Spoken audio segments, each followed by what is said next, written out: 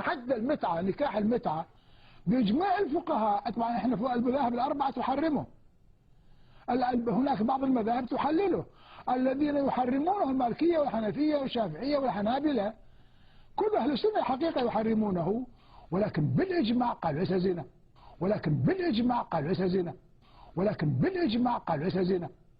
يعني واحد تمتع بها لا يقام عليه العقوبة ولا هي حرام، وهي حرام لكن ليس إلى مرحلة الزنا، حرام لكن ليس إلى مرحلة الزنا، هي حرام لكن ليس إلى مرحلة الزنا، بس عقد فيه خلل، كما لو تزوج واحد زواج اعتيادي دائم فيه خلل معين، فهو زواج فيه خلل، إذن هو زواج لا يدخل في نطاق الزنا، هو زواج لا يدخل في نطاق الزنا بالإجماع، بإجماع المذاهب أن زواج المتعة ليس زنا. يعني يقول يا ترى أنا تزوجتك بدل ساعة ساعتين، المذاهب الأربعة قالوا حرام لكنه مو زنا، يعني هذا جماع زواج هو حرام فقط لأن صار به شرط التوقيت، وليس زنا على أي حال ولا يعاقب بعقوبة الزنا. حرام كما لو حكيت على واحد سبيته مثلا، حرام كما لو حكيت على واحد سبيته مثلا، حرام كما لو حكيت على واحد سبيته مثلا. انت لو خيرت بين ان تزني او متعه خذ متعه، انا اقول لك خذ متعه.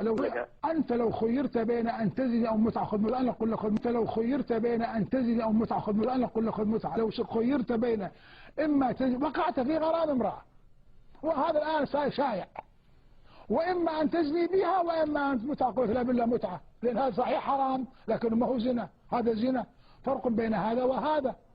او زوجها زواج عرفي بدون محكمة، قل لها زوجتك وقبلتهم شاهدين، المهم اخلص من دائرة الحرام. انت لو تحسب كم واحد من المسلمين في العالم الاسلامي يمارس الزنا تذهل في هذا الزمان، كما اخبر النبي صلى الله عليه وسلم.